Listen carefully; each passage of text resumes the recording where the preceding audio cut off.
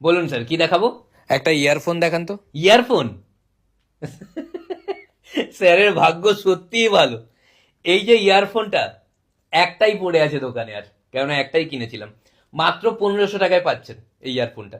দুর্দান্ত কোয়ালিটির, এরকম কোয়ালিটির ইয়ারফোন এখানকার কোনো দোকানে নেই। ওরা সব ভালো রাখে। শুনুন এর কোয়ালিটি গুলো বলে আচ্ছা, ওই ইয়ারফোনটার কত দাম? এটা হ্যাঁ, এটা অতটা ভালো না, কিনলে লস হয়ে যাবে। কত দাম বলুন না। এটা 500 টাকা। তাহলে কি করে লস হবে? আমার লস হয়ে যাবে, শুনুন না। বলছি এর কোয়ালিটি গুলো বলে দিচ্ছি, মানে ফিচার্স গুলো। মানে এত ক্লিয়ার সাউন্ড আসে, আপনি যখন কানে দেবেন এত ক্লিয়ার সাউন্ড আসে। আপনি ধরুন শ্রেয়া ঘোষালের গান শুনছেন, মনে হবে লতা মঙ্গেশকর গান করছে। আপনি সোনু নিগমের গান শুনলে মনে হবে মোহাম্মদ রফি গান করছে। এত ক্লিয়ার সাউন্ড আসে। আপনি টনি কাক্কারের গান শুনলে মনেই হবে না কোনো গান শুনছেন, এত ক্লিয়ার সাউন্ড আসে। আচ্ছা, জল লাগলে মানে নষ্ট হয়ে যায় না তো? আরে এটা যা তা কোয়ালিটির নয়, এটা যে আপনাকে দিচ্ছি মানে ওয়াটার প্রুফ, মানে নদী, সমুদ্র, সুইমিং পুল যেখানেই যাবেন নষ্ট হবে না জল।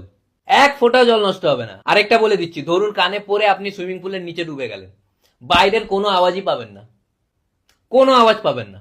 আর এর আরেকটা ফিচার আপনাকে বলে দিই, আপনি নর্মালি অন্য কোনো ইয়ারফোন পরে বাসে ট্রেনে যদি যাতায়াত করেন, ফোন এলে আপনি কথা শুনতে পান না, বাইরের এত আওয়াজ আসে। এটা পরে একবার কল করবেন, কোনো আওয়াজই পাবেন না যার সঙ্গে কথা বলছেন তার, পরিষ্কার বাইরের আওয়াজ আসবে। আরেকটা ফিচার শুনুন, নর্মালি কি হয়, অনেকক্ষণ ইয়ারফোন পরে গান শুনলে কি হয়, কান ব্যথা হয়। এটা পরে আপনি যত সময় গান শুনতে পারেন, বুঝতেই পারবেন না কানের ব্যথা, এত মাথা যন্ত্রণা করবে। আরেকটা ম্যাজিক্যাল ফিচার শুনুন, ধরুন আপনি গান শুনছেন ইয়ারফোন লাগিয়ে, আপনার মনে হচ্ছে একটা অন্য গান হলে ভালো হয়, আপনি শুধু ভাবছেন, ভাবলেই গান চেঞ্জ হয়ে যাবে। কি করে? আরে কি করে কি, আপনি চেঞ্জ করে দেবেন, শুধু ভাবলে হবে? কি শুধু ভাববে?